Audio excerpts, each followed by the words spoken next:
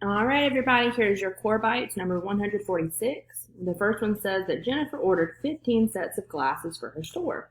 Each set of those 15 contained 8 glasses. How many glasses did Jennifer order? So she ordered 8 sets and there were 15. No, she ordered 15 sets and there were 8 glasses in each set. So all you have to do is multiply 15 times 8, and that will give you a total of 120 glasses. And just let us know, guys, if you need us to actually work that out to actually show you how we got that. For number 2, you're comparing and contrasting. So 13 thousands, okay?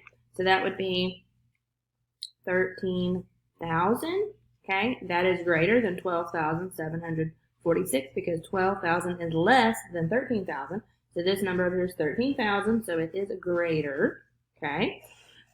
Then we have 13 hundreds, which would be less than, because thousands is much larger than the hundreds, okay? And we already figured out that that was 13,000. 13 tens would be greater than 127, because if you take 13 and you do that 10 times, think of your zeros. So 13 times 10, that would give you 130. And that is actually 3 larger than 127. Okay? For number 3, we're going to write 75 thousandths as a fraction in the lowest terms. So first you've got to write it as a fraction.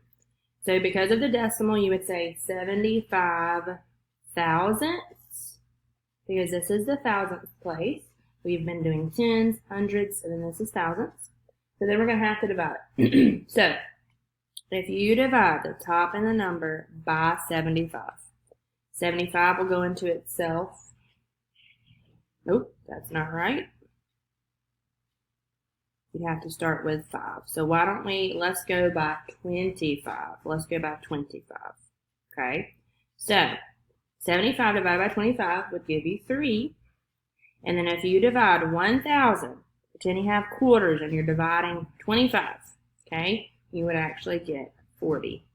Because 40 times 25 would give you that 1,000, okay?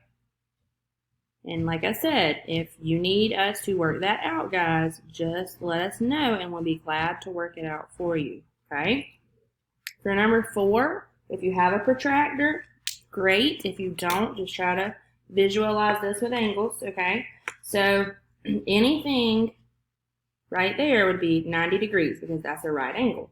Anything all the way for a straight line would be 180 degrees, okay? So 120 degrees is going to be a little bit past that 90 degrees, pretty much halfway between that and the 180, okay? So here would be your baseline, which would start at 0. And then this would be 90, this would be 180, so we're going to go over, and so that would be about 120 degrees, okay? And then for the last one, what shape is being represented? Don't get confused, guys, because they've given you an arrow and a rectangle. But what they really want you to look at is pretend it's a sign outside on the road somewhere, and you're trying to see the actual layout of it, okay? So it's actually a rectangle. It has 4 sides, 2 equal pairs, so it's a rectangle. All right, guys, check yours.